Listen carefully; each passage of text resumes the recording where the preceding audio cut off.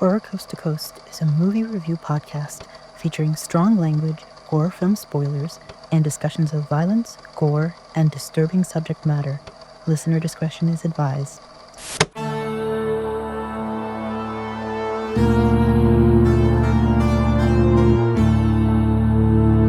Horror Coast to Coast.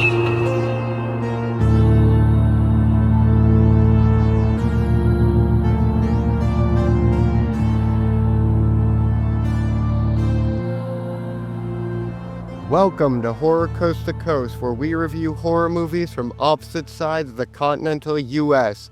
Making my dramatic entry on a carousel horse, I'm Brian. And lying dead on the floor of the school gymnasium, but still getting detention slips, I'm Michelle. And this week we're talking about Buffy the Vampire Slayer from 1992. Buffy Summers, who discovers she is destined to hunt vampires, a role she resists, eventually embraces, and fights the vampire king Lothos. That's it. All right, that's it. That's all it's. That's a quickie. Yeah. Okay. Not too much you can pick apart about that. No. Okay. So we start with a flashback of Christy Swanson dressed as like a bar wench in Yeah. 16 something, and she's in the middle of fighting a vampire, and then another guy who is Donald Sutherland. I mean, we're just supposed to assume that these are all flashbacks involving the same people. This is like the reincarnation theory, that everyone is reincarnated to look like the same person and be the same person, right? To have the same roles and everything. Yeah, so I was kind of confused. How old is Donald Sutherland's character meant to be? Because it kind of seems like they imply that he's ancient. No, I think the implication is that every time he's born, he gets the knowledge of the people that he used to be. So that's what I was saying. That's what I meant when I said this reincarnation idea, where they're reincarnated to be the same person. Why he is reincarnated to be the same person and she apparently is not explained, and I don't understand it. But yeah, he is reincarnated with all the knowledge instilled within him, and she is an idiot.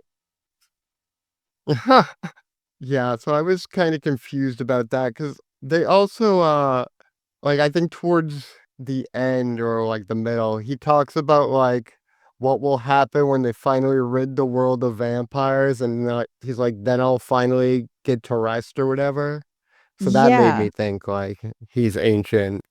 Oh, well, I guess I sort of thought his reincarnated person will stop being reincarnated, right? That would be the same. If you think about it, like the same soul is getting passed down person to person as time goes on, then maybe that's it. His soul gets to rest because he's just been on this unending mission. Okay. Anyway, we get the narration about how there's always one Slayer, the same premise as the show, one of the only things that remains consistent with the show. And we get information about the birthmark, the mark of the coven that will prove it's her. And she's always trained by one watcher, and when the Slayer dies, the next is chosen. So if she died, it would choose another person, right? It wouldn't wait 16 years or whatever. I don't know. I mean, I think there is a little bit of incongruity here, because at some point, I think Merrick says he's trained Slayers all over the world. So it doesn't really make any sense if there's only one. And also, if he's like 60 or whatever, like how many Slayers, like do they all die like a couple years after they start being the Slayer or what? Yeah, I guess so. I don't know. But can we just talk about how this entire premise makes no sense? Yes. Why is there only one Slayer? What if you have vampire problems and you didn't happen to live near LA? Then you're just fucked, right? And also, if you're a vampire, why would you ever go to LA? That's where the Slayer is. So yeah. I'm just going to stay on the other side of the world and never bother with the Slayer, and I'm happy, home free. Yeah, go anywhere but LA. Yeah. No, it doesn't make sense in this context. I do think that there is a little bit of an implication that in the show, the Watchers have their own council, and I got the impression that they were also kind of killing vampires or at least helping to rid the world of evil. They just weren't as efficient as her, or they weren't as official or whatever. It felt like there was an organization that was somewhat, uh, I don't know, working behind the scenes.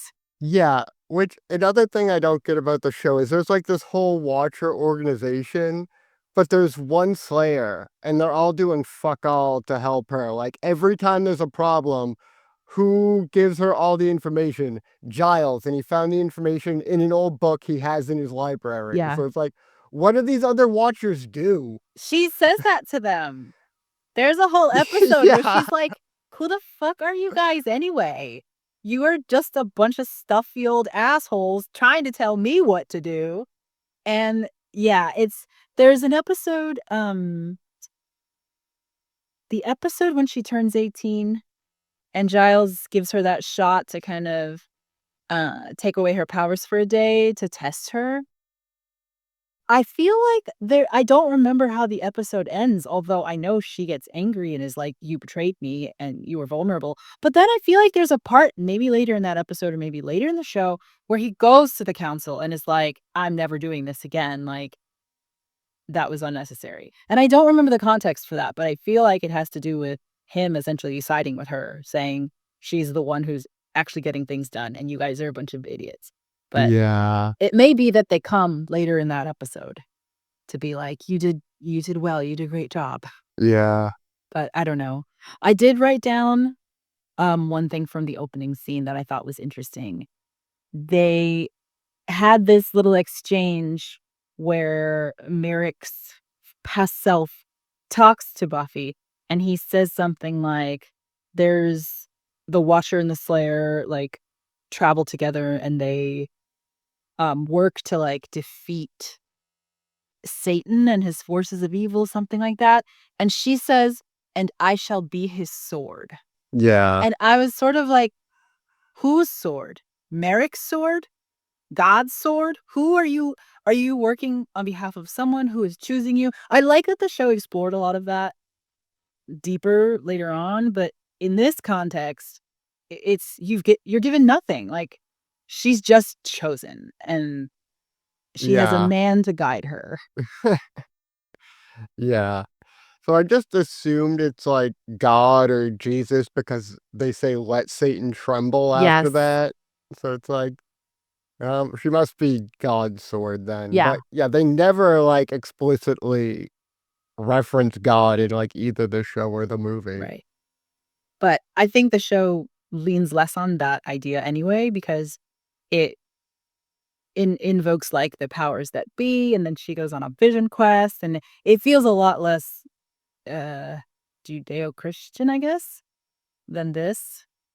But anyhow, that's the brief little backstory scene that we get, and then it goes right into modern day 1992, Yeah. which the credits have a little card that says "The Light Ages," which I thought was so dumb. Yeah. So now we're in the Light Ages, the Dark Ages are over.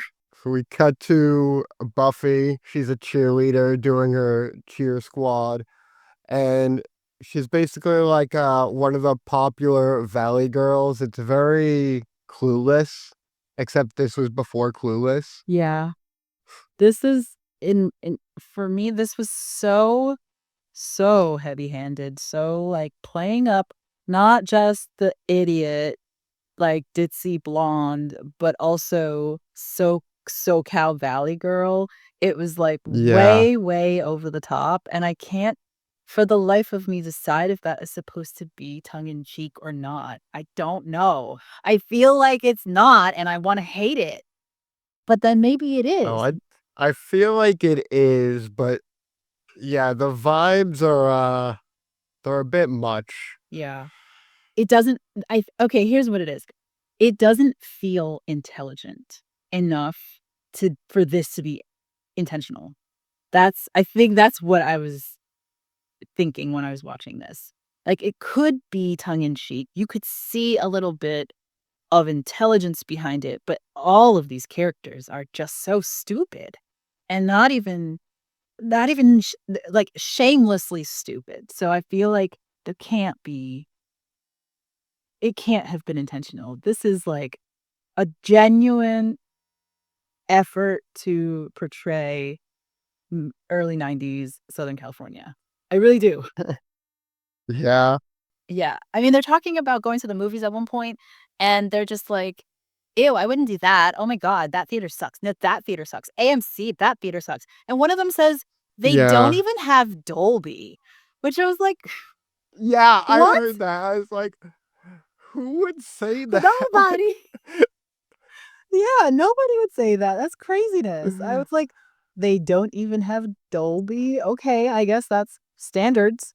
Whatever." yeah, the one Valley girl who's an audiophile cinema snob. Yeah.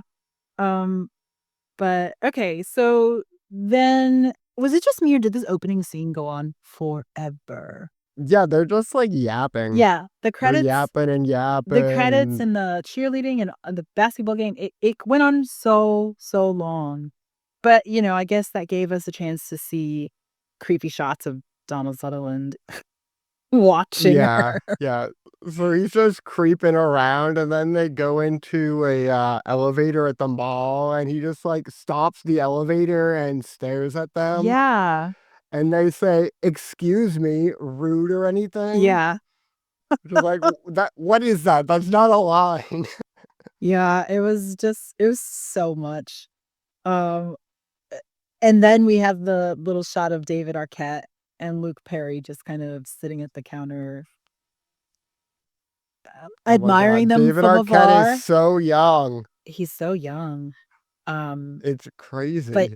he was before he's a vampire. As a vampire, he's just, like, dumb and silly, whatever, but his character before Yeah. he's a vampire, I was just like, This is so cringe. This is so, like, trying very hard to be Empire Records. This is very Gen Oh my X. god, yeah. Like, I couldn't stop thinking about that part of it. I was just like, "I can't this is not for me. This is not made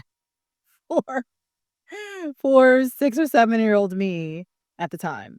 This is made for, like, a 15-year-old who is a member of this generation, and this all resonates for them," because I was just like, "No, I don't like any of this. This is so cringe. I am not about this. David Arquette, when are you gonna start being Dewey? Because I like Dewey." Yeah, they're aggressively slacker stereotype. Oh, yeah. Yeah, aggressive slacker stereotype, aggressive counterculture stereotype, like, rich girls, ugh, I hate them, but I wanna bone them. Oh, yeah, and also, the gender dynamics was just gross, like, so toxic. Oh yeah. I was like, I'm praying that what's her name? Fran something Kazui? I'm praying that she Yeah. was aware of what was going on as she was directing this and did it intentionally. But I have to say the one thought that kept going through my head while I was watching it, I cannot blame Joss Whedon for being mad at this.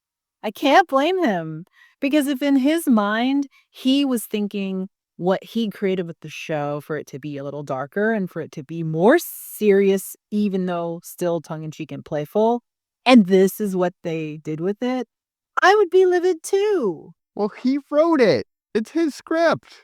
Right, but my understanding is they took the script and did what they wanted with it, and so I think choosing the Okay, actors and I choosing the read his setting script and and like they didn't change much, but yeah, I mean, I can see especially like Buffy not being like if he was thinking more of the Sarah Michelle Gellar version, I can see that coming through the wrong way. But overall, like this stuff, like he wrote it, he put it in the script, like all the cringy gender stuff yeah, and the really cringy lines, he wrote those. yeah.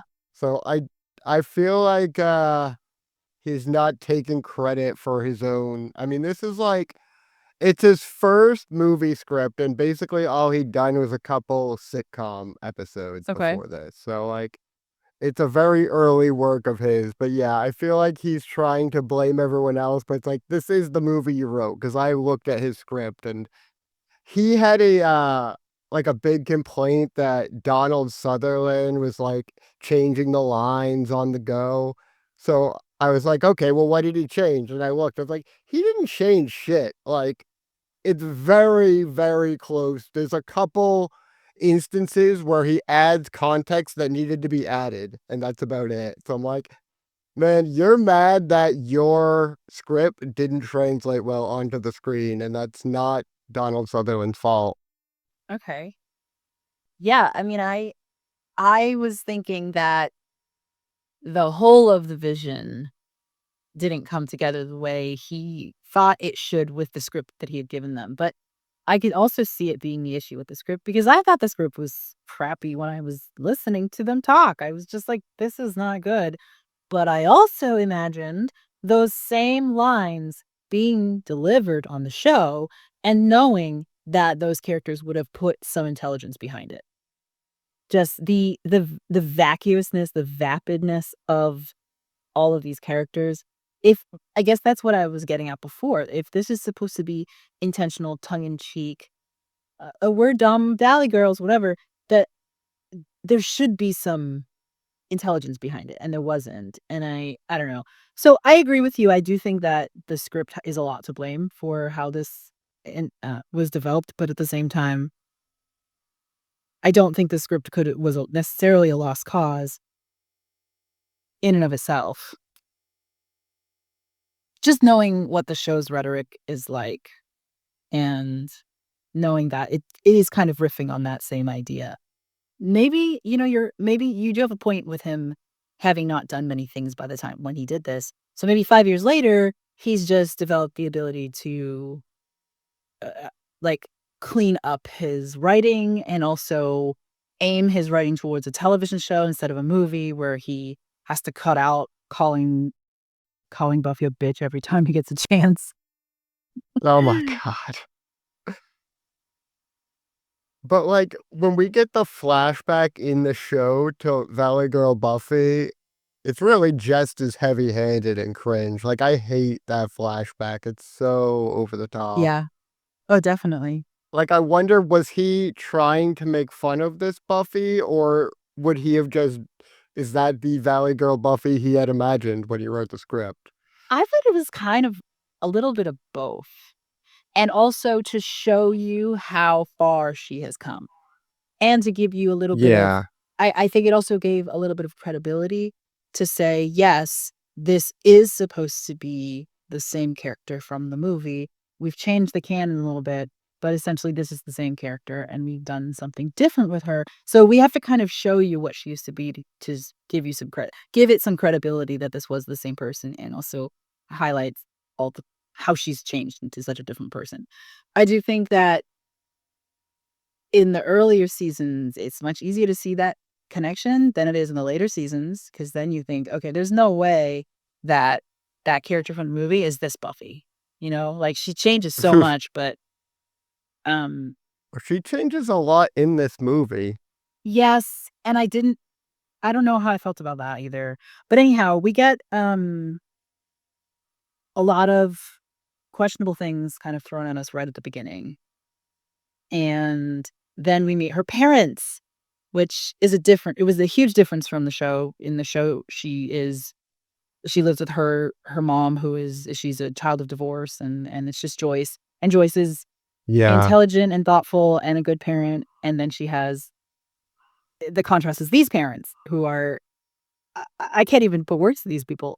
Yeah, so Joyce is like the like loving suburban mom, and these are like the crass urban, like way too busy parents. Yeah. So they're very opposite of what Joyce is. And they're dumb, right? Yeah, yeah, Yeah, so we see, like, this contrast. In the movie, she's got the coolest mom and dad. I think it was a good decision to give her a mother who is grounded and reasonable and smart and capable, instead of giving her a mom when she's like, "Hey, what time is it? Do you know how late it is?" And she's like, "It's only 10." She's like, "Oh, my watch must be broken." Like, just so silly. yeah. She does talk about how her parents have no time for her. Like, when she's there with her boyfriend, and he's like, did she call me Billy? And she's like, she could have just as easily called me Billy. Like, you know what I mean? Like, they're so out of touch and they're so in their own world. Like, she's neglected, I guess. I don't know. Yeah, so we meet her boyfriend, Jeffrey, and we also meet he's a jock. He's got two jock buddies, Andy and Grueler. And outside the movie theater, Grueler wanders off, and then he like wanders into an amusement park, and he hears snarling off screen, and we get Paul Rubens as a vampire rolling in on a carousel horse. Yeah. And oh my god, his look in this movie is the silliest fucking It's so thing. bad. So He's bad. got this like long rat's nest hair and then this very distinct goatee.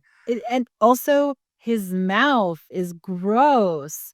It's like reddened, and he's got on this like shiny lip gloss or something. I don't know what it is, but they kept doing close-up shots of his face, and it's all I could see was his just gross mouth with the lips, I don't know, the lip shine or whatever on it, and it just looked so ugh. I wrote that down somewhere that he was just so uh, the worst. I wrote it. He's the worst. His hair, his lips are all shiny, and then I wrote as if.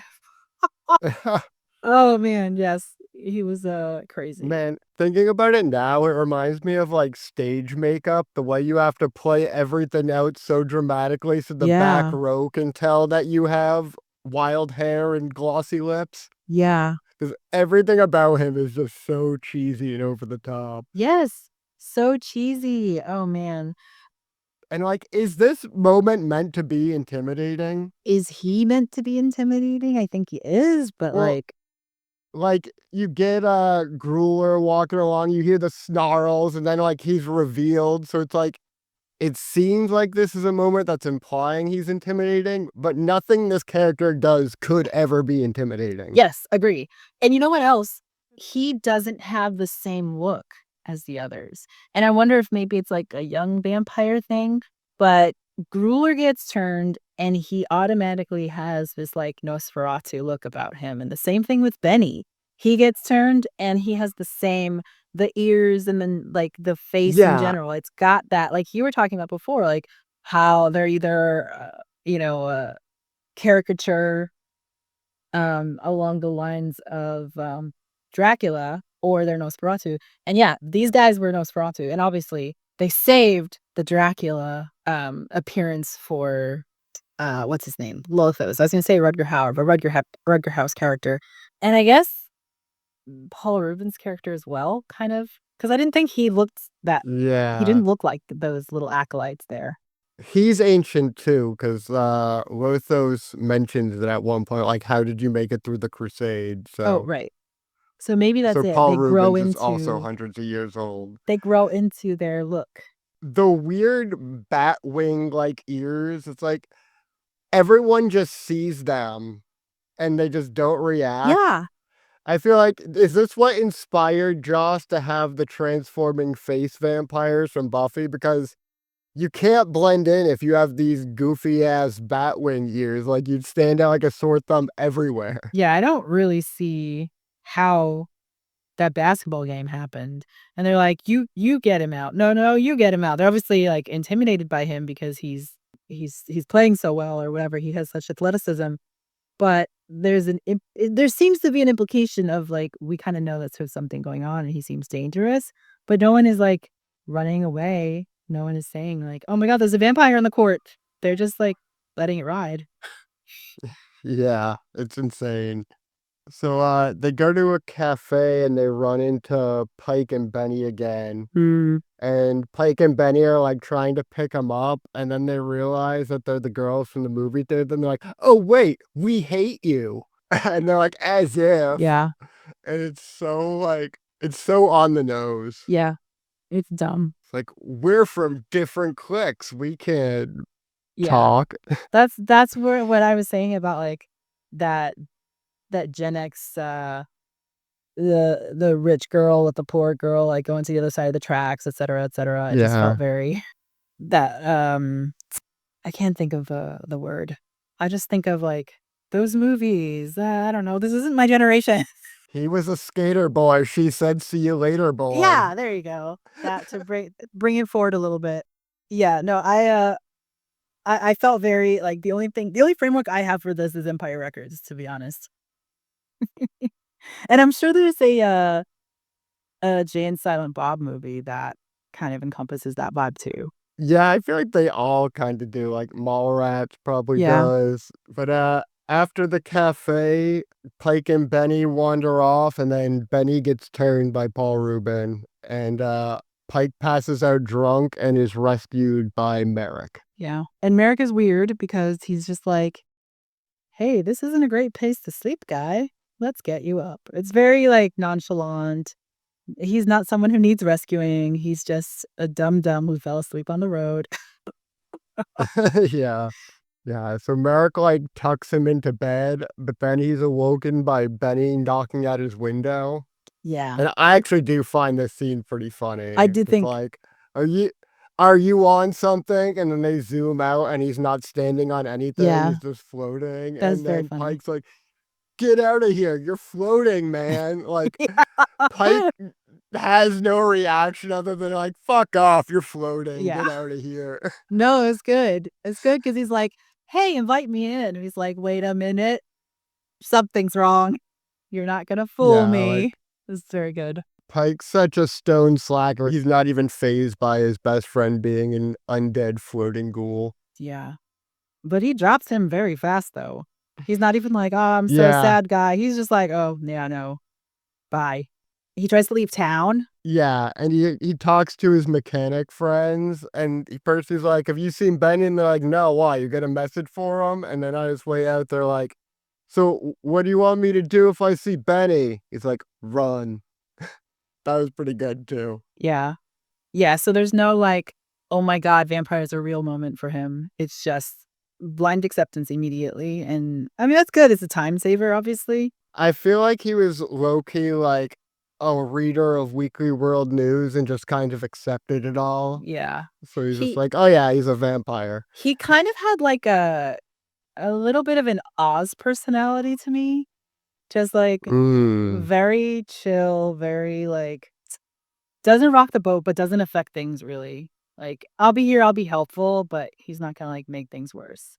yeah. Okay, so then does she meet Merrick after this scene? Yeah. Okay. Yeah, she's, doing practice in the gym, and Merrick's just, like, creeping behind her. She, like, turns around, and she's like, "What the hell?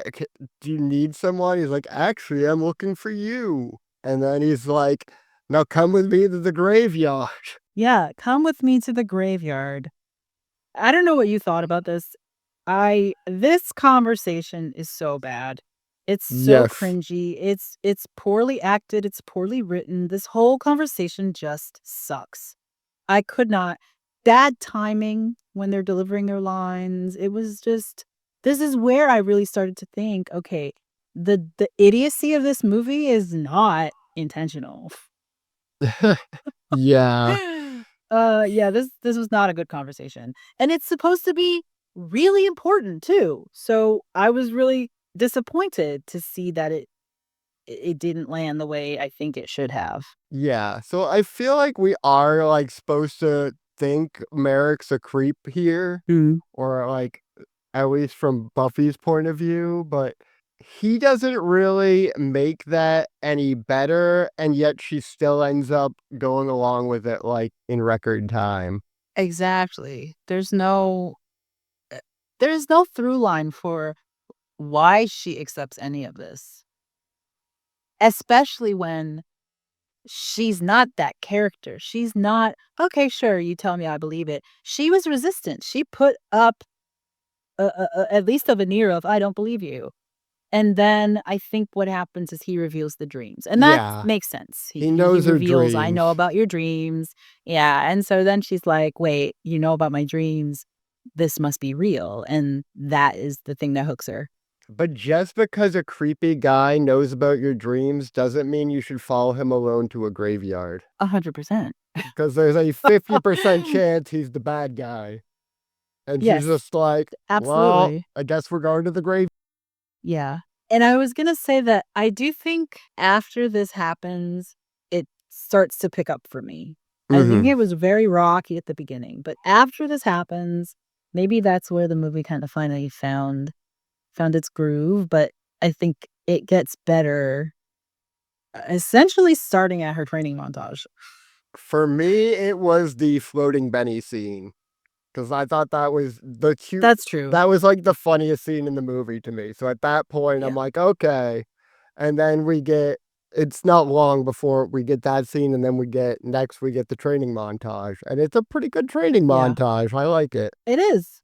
It is. It doesn't really show how much time has gone by, and it feels like not a lot of time has gone by. So Yes. her progression seems I mean, I don't wanna say unrealistic because that's dumb, but it seems inconsistent, I guess, with what we've heard about her so far and where she's supposed to end up, for her to just bounce from one to the other so quickly, having had 0 training, and him being so concerned, like, "Oh, we should have started your training years ago." Well, Yeah. apparently it didn't really matter because here she is, Well all caught up. well, he throws a dagger directly at her face in a moment that would Yes. either kill her immediately or prove she has supernatural reflexes, so, like, Oh, yes, Merrick's not fucking around. He says, I wrote it down, "Only the chosen one would have caught it," which means if you weren't chosen, I was okay just murdering you. Uh, th America's killed, like, 50 teenage girls in the past 50 years. Probably, probably. Yeah, It's like, "Well, he she was wasn't just the like, one." "She wasn't the one, walk away." Yeah, holy crap, she does. So she goes from 0 to 100% very quickly. In a fun montage, though, because apparently I don't know if it was a double or if it's Christy Swanson who actually was, like, doing all those flips and stuff. It kinda seemed like it was her. I didn't bother to look it up, but, Yeah. uh, that becomes a huge part of her persona, doing these flips and all that stuff. Well, it isn't a super obvious double, which it is later when she's riding a motorcycle in some scenes. Okay. So then they have a conversation when her training montage is over about Lothos. Yeah. And, for the life of me, I cannot understand his backstory, his motivation. "You are my destiny." What the fuck does that mean? I don't get him. If he's just a big bad, fine. Yeah. But they give you a story, they give you some words that are supposed to make sense, and they don't. It makes no sense to me. I don't know what did you think about that? Because please explain it to me. I have no idea. It was just the most generic, like, for some reason we're connected. And he Okay. gives his monologue at the end where he's like trying to say the same thing, like, we're the same, you and I type speech. And it's like, you're saying a whole lot of nothing. Like, Yeah. you're just the leader of the vampires in this town. It's like, that's all you are. And you're really old. Yeah. And you're really old. But yeah, there wasn't like any kind of significant story that I could make out. Like, Okay. So he's just the strongest because he's the oldest and he's been haunting her dreams because yeah. they've been antagonists for millennia. I guess, yeah. Okay. I mean, I can accept that. It's tenuous, but sure, why not? Yeah, it definitely needed a little something more concrete why they're connected, because it Yeah. really was just And vague nonsense. I was actually thinking, it just this thought just struck me that it seems like an unfinished idea that is playing off of the Dracula storyline Mhm. where he is stalking Mina Harker, and I think she looks like someone he loved, something like that, and that's why he becomes obsessed with her, and it just seems like it's playing on that idea, but kind of I giving this suggestion of, well, what if Mina Harker could turn around and kick Dracula's ass? Yeah. And I like the thought there, but it feels here to be unfinished. Yeah, if they wanted to have that be, like, an actual part of the story, it needed to be fleshed out, but it didn't Exactly. seem like they were really that interested in Lothos, to be honest. Like, I think they like the name Lothos more than they like the character because they say it a lot, but he just like shows up a couple times, mostly to yell at Paul Rubin. Yeah. And there is one time where he's gonna go, I also didn't know if he wanted to kill her. That was another thing, because there's a time where he shows up and he finally meets her. And then Merrick shows her I think right before he kills him, and he's like, "Don't. She's the better. She's the Yeah. real one." I don't know what he says. And I don't know what that means. Like, Well, don't waste. I assume he wants to turn her because she'd be like a super powerful vampire and probably be his vampire Okay. bride or something like that. I mean, that's usually how these things go, right? Yeah. So that just adds to this toxic masculine streak that this movie has of you're not gonna sleep with me, so fuck you. I mean, Yeah. that's what Benny starts out like that, like, Oh, "Oh, I yeah. hate those rich girls, but yes, I would bone them." And Oh, yeah. then Lothos, if that's what he's getting at, then he's like, "Oh, you're not gonna be mine. Get you bitch." Like, it's kind of ew. Yeah. Yeah, it's basically like everyone except for Pike and Merrick are like Mm. total women haters in this. Yeah. I mean, I would probably group Merrick in there just because of the tradition he comes out of, right? Because it's this tradition of women take on all the burdens of some obligation that men feel that people should take on. Like, it's our obligation to kill all of these things. Oh, but I'm not gonna do it. I'm gonna let her do it. Yeah, and at one point he's like, "I play my part," and she's like, "You can play with your part all you want." That was a pretty good line, Yeah, I have to say. I can totally that feels like yeah, I can a I was Buffy gonna say, I line. can picture Sarah Michelle Gellar, Buffy, saying that one for sure. Yeah. Okay, so then they kind of reconvene, and he gives her more information about Lopez, which we've just now decided it's non-information. Yeah. But they have this conversation, and there's also this recurring theme of her having uterine Oh, cramps, which yeah. is what it seems like, because she and then he's like, "It's your Slayer senses tingling?" Yeah, exactly, and she's like, Oh, "Great, that was my so secret bad. weapon is PMS." And I'm like, of all the Is it funny that she says it? oh my god, it's like, of all the things to cut from the script, that should have been at the top of the list. Oh, And 100%. it But doesn't go the whole anywhere idea either. should have been Yeah, cut. that's what I The mean. whole The idea should have whole been cut. cramp thing, absolutely, cut the whole thing Oh, because okay, not just the line. it goes nowhere. It's like it was established in the earlier scene when like some vampires ambush her in the alley, and then we get this scene where she mentions it and he explains it, and she's like, "Oh, so PMS is my secret weapon," and then they just move on, and it's like never brought up again. It's like, why was any of that in Yeah. the movie? Why? Oh, no. It lands so terribly too because it feels like you're literally fucking mansplaining a period cramp. Yeah, Get out of here. And it's funny because she's like, "Uh, I've been going through this for at least a few years of my life now, and I know what this is." And he's like, "No, you don't know what it is." oh my god, yeah. It's her Slayer sense tingling.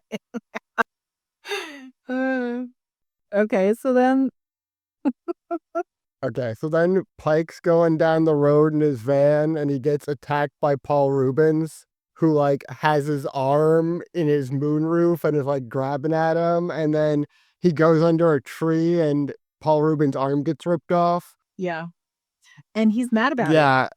And I kind of am like, "Did he take a sword and cut your arm off?" No, he did not.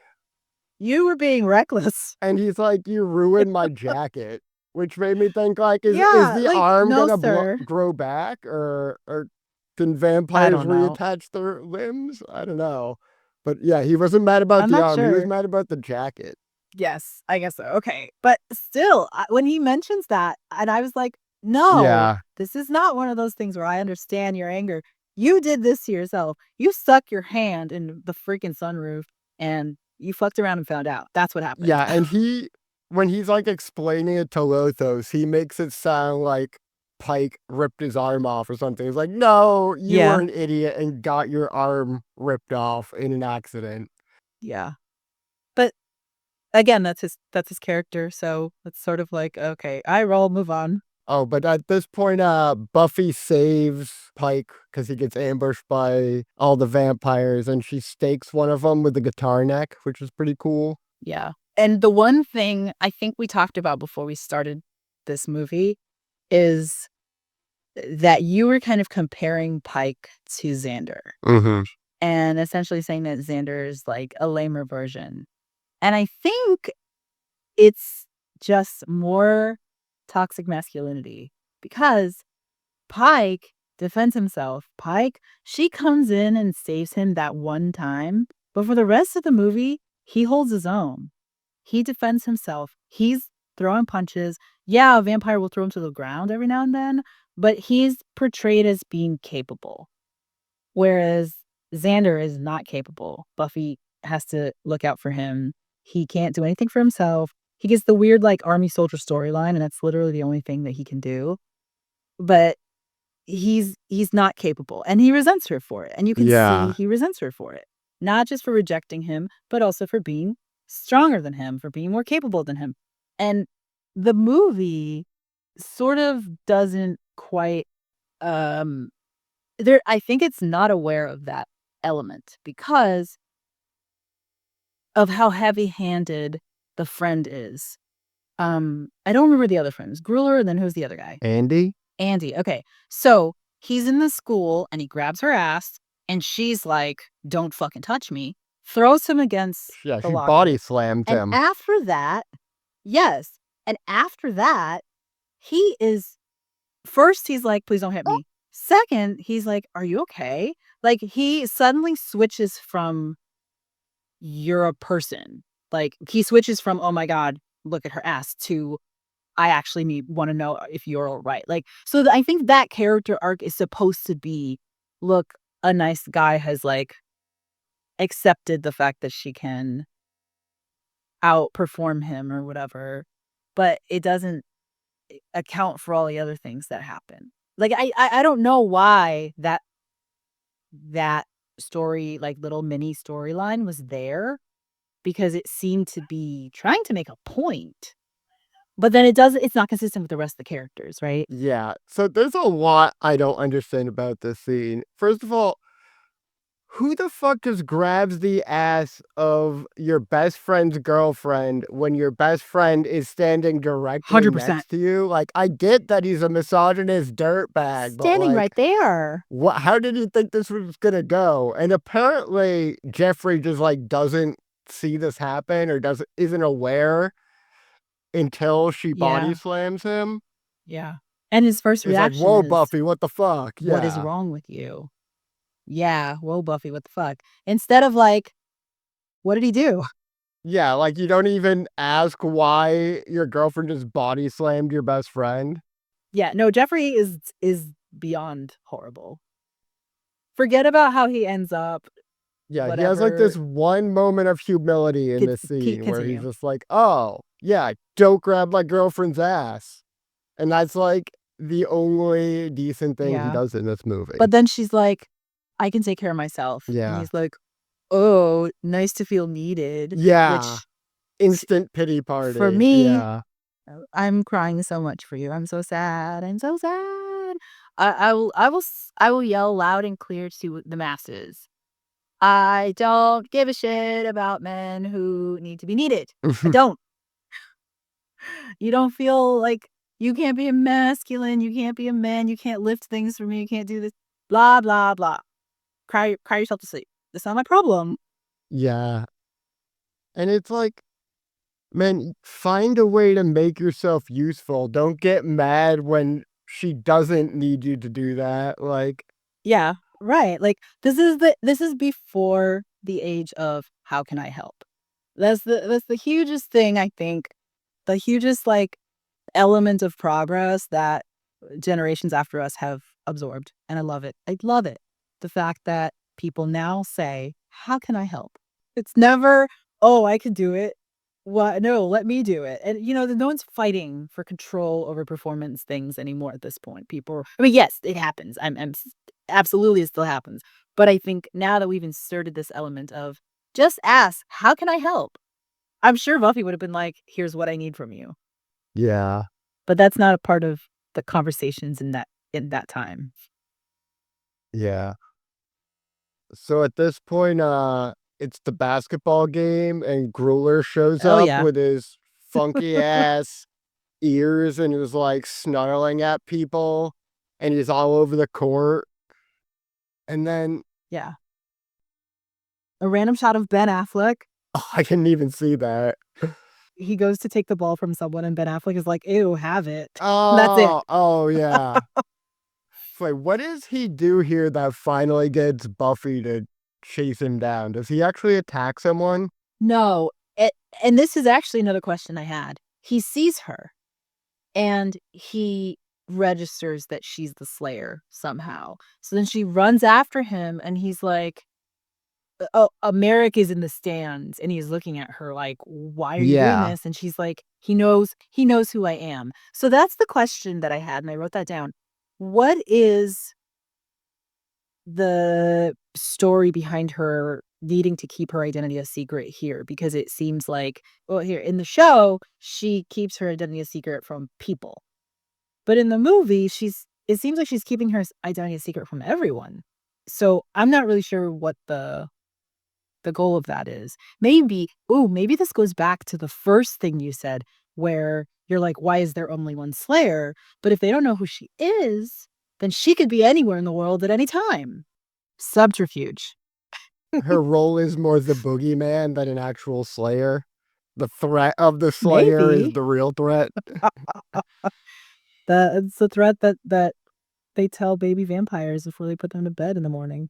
Yeah, exactly. So she's chasing Grueller, and then we get some more misogyny in the form of some bikers like catcalling her. Yeah.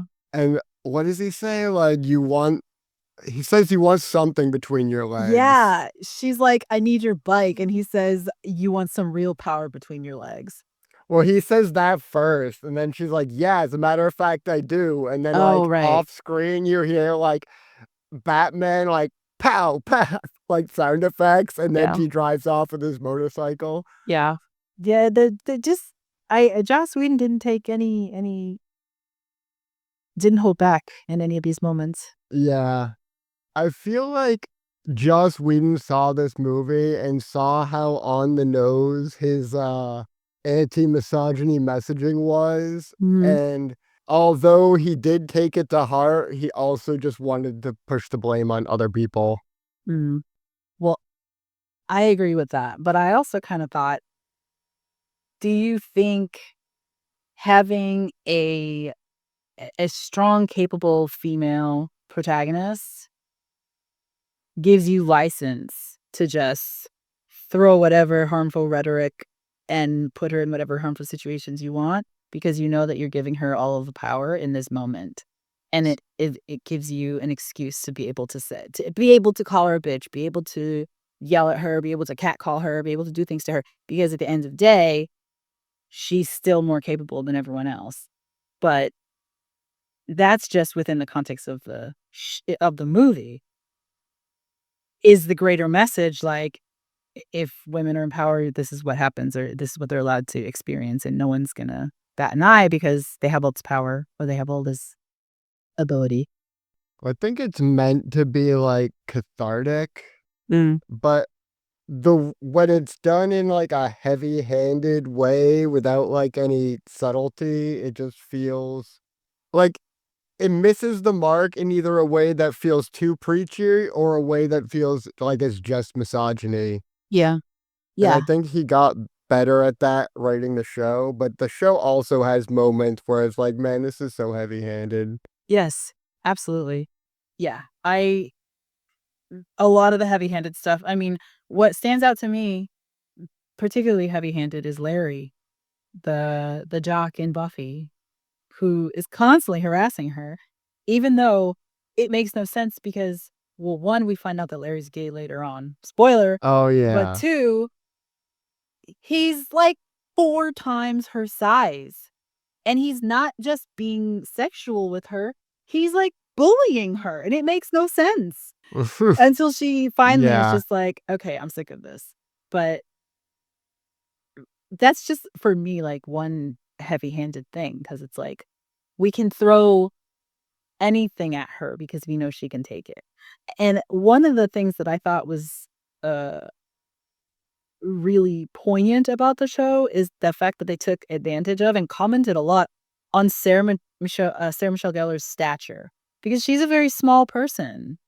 And so Mhm. there's a lot of, I mean, I think there's a part where Glory says, I know you hate Glory, but Glory's like, "Holy crap, I thought you'd be bigger."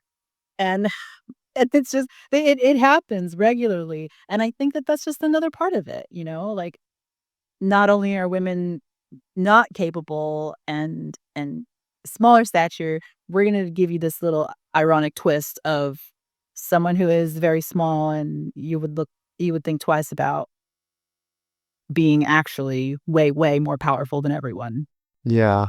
But yes, heavy-handed. After the motorcycle scene, she's fighting with Grueller, and at this point, Grueller has become a great value version of Jim Carrey. Mhm. It's doing the most over the top, like 90s Jim Carrey impression you could possibly ask for. It is Yeah. it's so bad. Yeah. And then Pike comes to the rescue and like stakes him from behind.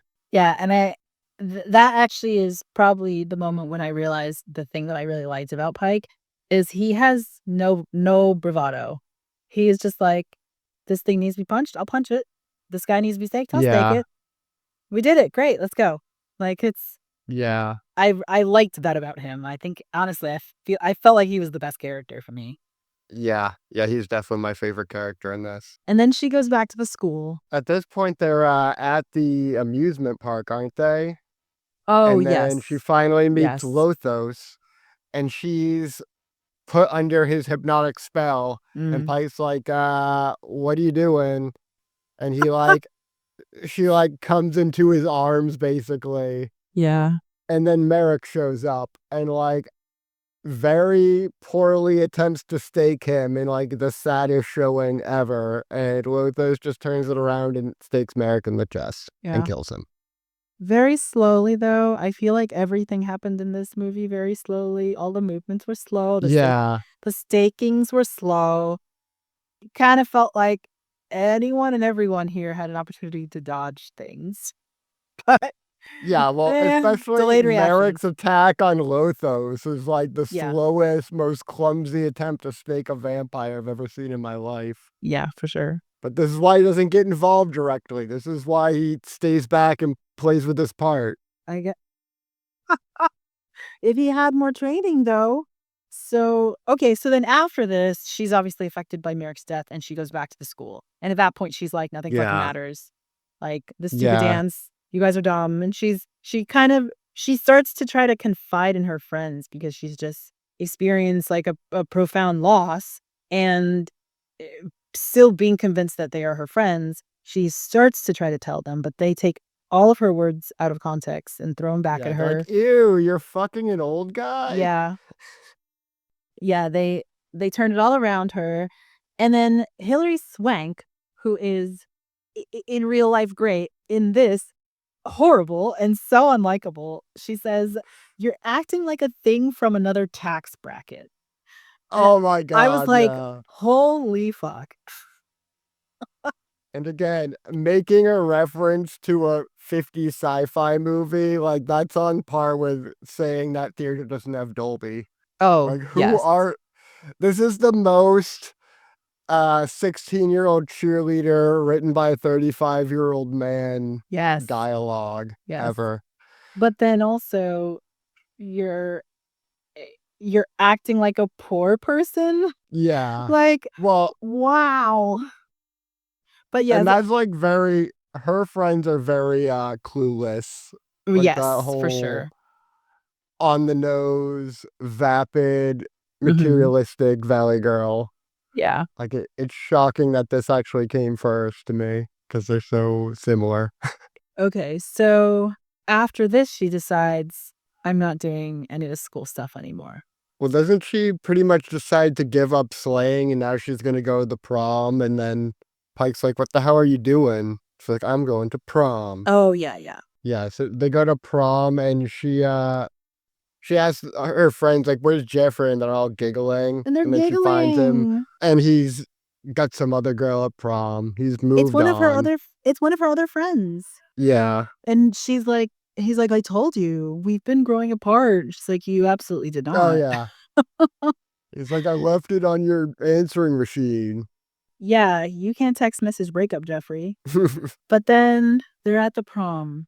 But before this happens, Benny overhears her identity and he goes and he tells Lothos, or he tells Paula Rubin's character who she is. And so they make a plan to ambush the high school. So they're at prom now, and Pike shows up. He's her rescuer. He's her savior, and she doesn't have to deal with her crappy friends and her asshole Yeah. ex-boyfriend, whatever. And Pike shows up, and His hair's all slicked back, but he's yeah, still got a leather he's got the jacket. leather jacket on, and they have their moment. It's very cute. And then, boom. The vampires show up and she's like, "Everyone get away from the windows and doors. They can't come in unless you've invited them." And then one of her friends is like, "Well, I already invited them. They're all seniors." Yeah, very funny. Which kudos to the vampires for only targeting people who could go into the school. That was smart of them. Yeah. But yeah, so then she gets into gear and the vampires start saying that they don't want anyone else. They only want her and they want them to send her out. Oh, And so yeah. she's like, okay, they'll stop attacking you if I go. And so she gears up and she goes. Yeah. And then outside of the gym, she's like fighting all these vampires. And apparently, this is when Seth Green is in the movie, but we only see the back of his head as she kicks him. Oh, I didn't notice that. That's Yeah, funny. I had to look up because I was looking for him the whole movie, and I was like, "Okay, I didn't see Oh, him." And then I okay. looked it up, and you see the red-headed back of his head as she Yeah. kicks someone in the scene. Okay. And before she goes outside, let's not forget that she puts on her iconic outfit, which Oh, is the yeah. torn prom dress, and Pike tosses her his leather jacket. So she goes out in the torn prom dress and the leather jacket, which is so, I feel like emblematic of Buffy as a whole. Just this Yeah. like It's a good feminine look. underneath. Yeah, feminine underneath with a leather jacket on top. Like, yes, I'll kick your ass, but I'll look pretty afterwards. And I think that might be an actual line from the show. Because I think there is a part where Buffy is Probably. in a dress with a leather jacket on. But anyway, can't overlook the outfit. Oh, Pike fights Benny, and the way he kills Benny is by throwing him into a circuit breaker that it's not even like open or anything, but he throws him into a circuit breaker and that electrocutes him somehow. Mhm. And I've seen this like people getting thrown into circuit breakers a bunch before. Usually the door's at least open or something. It doesn't make sense anyway, but like it's just so Yeah, dumb if you pay attention to it. It's like, why would that electrocute him? yeah. Because it's the 90s and they just used to fearmonger people like, this is dangerous, don't touch it. This is dangerous, don't touch it. And then it turns out there's all these like situations where things are dangerous, but it was greatly exaggerated. So this feels like one of those things. And then Buffy fights off Paul Rubens, Mm. and Lothos is playing the violin while it happens. Yeah. And then she stakes him, and he dies like Pee Wee Herman. Yes. Like the most So over the stupid. top, Oh silly my fucking God. thing. Like the director must have just said, "Go full Pee Wee Herman here," because that's Maybe. exactly what he does. Like this is a Pee Wee Herman bit. It's so Yeah. cheesy. And then we come full circle because they're back at the school.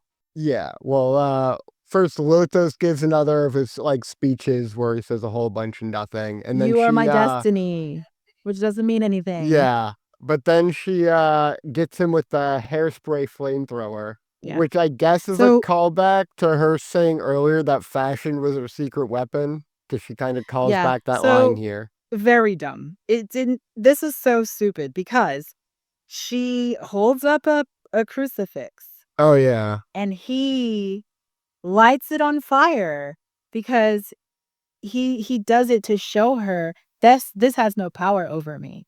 And he sets it on fire. And then she pulls out her hairspray. And she says it as though she planned to have the flamethrower available to her, but she didn't actually know that was going to happen. So really, she just had a random pot. And also, whose pocket was it in? It was in the pocket of Pike's coat. Yeah, I guess. Well, she like empties her purse and has a bunch of steaks, so maybe she emptied it from her That's purse. true. Okay. And maybe she had a lighter too, because Pike probably had a lighter in his jacket. Oh, he definitely had a light in his Yeah, jacket. for sure. So that But was plan A. The yeah. flaming crucifix was just plan B. Okay. All right. But I can believe that. But yeah, That's fine. then they get back to the gymnasium and Lothos fights Buffy with a sword and she's fighting him off with a California flag. Yeah. And then Buffy kills Lothos in front of like 100 students. Mhm. So much for her secret identity. Yeah. And I was confused here because I think I absorbed the canon from the show, which is Buffy telling everyone that she got kicked out for burning down her school gymnasium. Oh And yeah. I was waiting for her to set the place on fire, and it never happens. And I thought, oh, that must be how the movie ended with her burning down the school. And then it turns out it didn't happen. I was very confused, but then I was like, oh, this is just me confusing what I've been fed through watching the show and what's actually happening here. Yeah. Then she slow dances with Pike, and then they take off on her stolen motorcycle. Which I know that Yeah. guy harassed you, but that's still a stolen motorcycle, and you're gonna catch a felony Grand Theft Auto charge if you get pulled over. Yeah, and they just drive off into the sunrise. Yeah, and I think Pike's the least shitty guy Buffy has ever dated. So far, yeah. I mean, yeah, in the whole run of the Um, show in this movie, I'd Actually, say. yes. In the whole run of the show, you're right. I agree. So yeah, she should Okay. have stayed with him. Yeah. Okay. So I sort of gave you my my impressions as I was going, but this is not one of those conversations that has convinced me to change my original opinion of it. I still don't like it. There's just so many things about it that for me is cringe. And Yeah, it's ironic, right? Because you have the Gen Zers constantly looking at the millennials telling us we're cringe, but I am full fucking chested looking at the Gen Xers saying y'all are cringe. This is so cringe. yeah. The vampires were way too over the top. Like, Yeah. especially Gruler and Paul Rubens were like, you guys need to tone it down, man. Hmm. Did you catch all the celebrity sightings, by the way? There were a few. Uh, not too many. Okay, so there was Ben Affleck, which we talked about, Hilary Swank. Then there was Ricky Lake, who was a waitress at the bar. Wow. Um, I don't even know what and then Ricky Lake looks like. It's been so long. oh, and then obviously, Stephen Root was like their principal. Oh, yeah. And the back of I Seth just thought that Green's was head. funny. And the back of Seth Green's Yeah.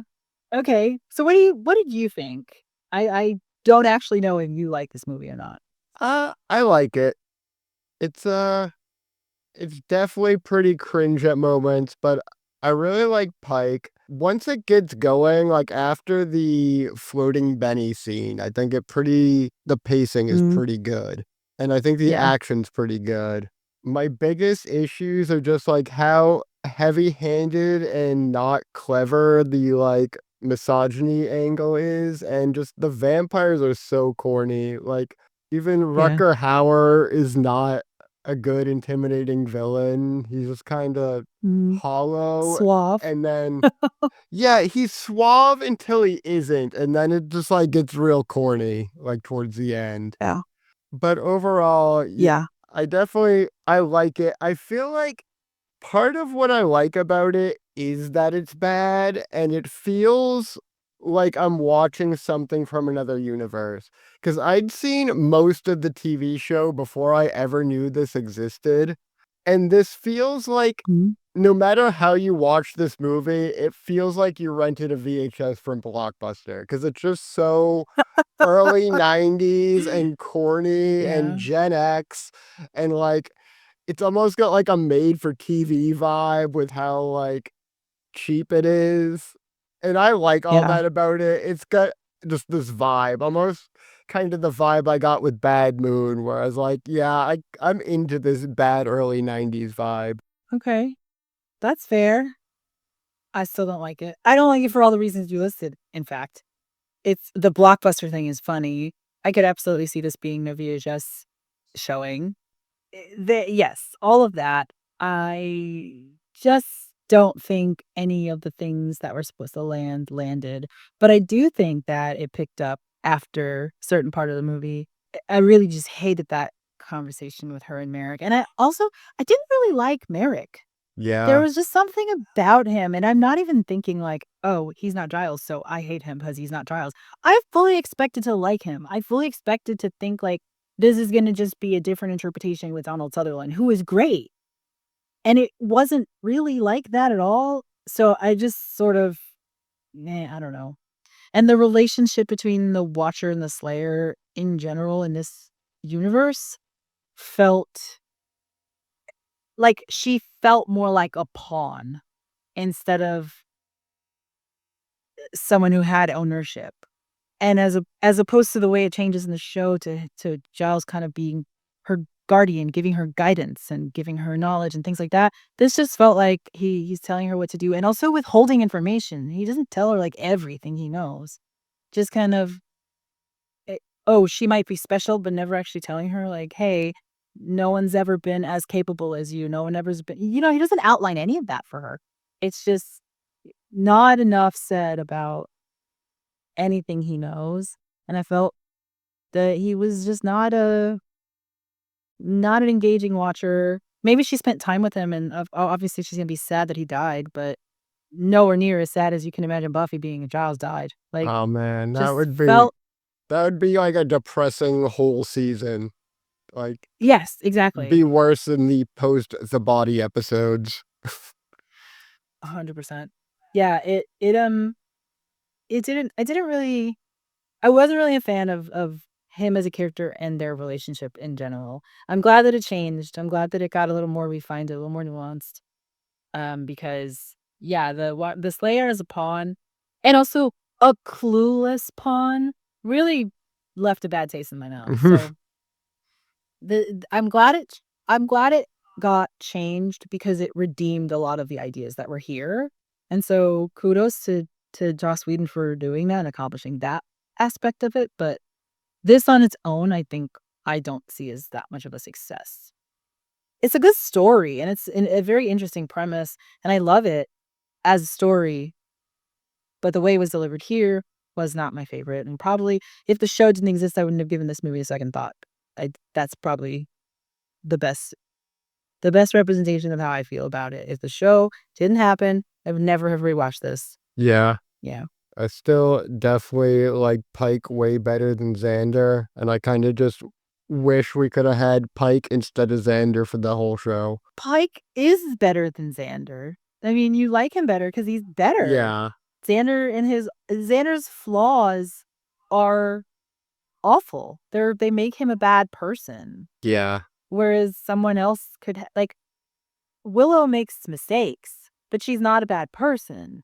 Xander, his flaws make him a bad person. Like, I Yeah, don't know how they accomplished that, but they did. but it's also like you can be a bad person and also be likable and a compelling character that I want to watch. And Xander isn't that. Yeah, like Spike. Yeah, like Spike. I mean, there's villains that you kind of like easily, Yeah. and Xander's not a villain. He's supposed to be he's I he's mean, a good let's be guy. real, he's a villain. Yeah, I mean, yeah, well, the way he has his hands and shit in seasons 2 and 3, he's definitely a villain. But, Yeah. for the canon, he isn't, so whatever. But okay, lest we go into the one and only Buffy, let's put put a wrap on this one first. I guess I will give credit to the progenitor of one of my favorite shows, but I'll give the credit through for the teeth. That's kinda how I feel. Kinda how I feel about Dune, actually. I think I told you this. Yeah. So what are you rating it? Yeah, I'm giving this 2.5 stars. All right. Yeah, I'm gonna give it a 3. Okay. I guess I expected that. Okay. 2.5. That sounds fair, and 3, that's consistent with what we've been talking about. So, we'll put hopefully the So Buffy the Vampire Slayer New Sunnydale will premiere on Hulu sometime in 2026. that's this year, right? Fuck. Yeah. Also, that's nebulous. Yeah, so Sarah Michelle Gellar will return as Buffy. I think she's the only returning cast member, and it will focus on a new Slayer named Nova. So I'm immediately like, why the fuck isn't this just called Nova the Vampire Slayer? Why are we naming it after Buffy if she's the old, like, returning Yeah, character? and it seems like it's gonna be called New Sunnydale, right? Yeah, which I feel like if they want a new name, they could have just went with Sunnydale and then maybe get some like Riverdale viewers to come Oh, over. yeah. Because Yeah, they could have just called it but it's like Sunnydale. calling it Buffy the Vampire Slayer and then having it focus on a new Slayer is so stupid to me. I don't know if I'm excited. I'm I guess not. I'll check it out. I'm not excited. So I gave the new Charmed show a fair shot. I think I watched all of the first season, and, it's not my I don't like it. It's not my favorite. Charmed is not one of my, like, amazing, most favorite shows, but it is a show that I watched easily, that I watched consistently, and I liked. And I didn't feel that way about the new one. So I'm kind of like, "Ugh, maybe I'll watch the new Buffy." I don't know. Everything old is new again. I hate it, but I kind of like it. Yeah. Well, the thing about especially Charmed is a good example. Is like part of the appeal was the 90s, early 2000s Yeah. ness of it. And I feel like that's also Buffy. And for me, X-Files, although that is an appeal, I feel like is something that could be brought back because it's such a good like foundation for stories. Yeah. But I kinda don't want Buffy to come back. I didn't want Charm to come Yeah. back. Like, some of these things, they're products I of their times agree. for a I agree with reason. you. I think that The X-Files is a cultural exception. I think it rises above the time where it was set, mostly because it dealt with government structures, and those same ideas are relevant today, or at the very least can be transplanted to ideas we have today very easily.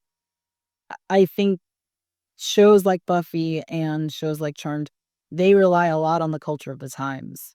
Very much Yeah. those shows very much made an effort to, like, keep in the zeitgeist of, like, what was going on at the time, like, the trends, the things the characters wore, the expressions they said, the music that they had in the show. It was all a reflection of what was happening in that time period, so I think yeah, because X-Files didn't make an effort to be trendy and had, like, deeper ideas happening in the show, it's easy to lift it out of '90s and bring it to any other era. But I agree with you. I don't wanna really see any of these things because I don't want to look back. I don't want to either, 1, see what an interpretation of who we used to be looks like now. I don't wanna see that. And 2, I don't wanna see who we used to be recreated in Yeah. it like, duplicated, right? I don't want it to be duplicated, and I don't want it to be updated. I think both of those things leads to uncomfortable feelings that I just don't wanna deal with. Like, anyway, other people might feel Yeah. differently. They might love it in any shape or form, so who am I to yuck their yum? But anyhow, okay, so what are we doing next week? All right, next week we'll be doing The Monkey from 2025, written and directed by Osgood Perkins. Ooh, all right. He is he Anthony Perkins' son? Yes, he is. Ooh, very cool. Okay. And he did Long Legs. Yes, yes. Yeah, I'm excited. All right, that sounds great. Okay, so see you next week. Till next time. All right, until next time.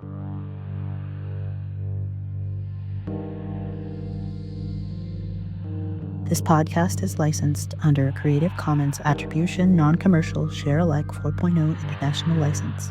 For additional information and other media content, visit theferalthread.com. Thanks for listening. Until next week.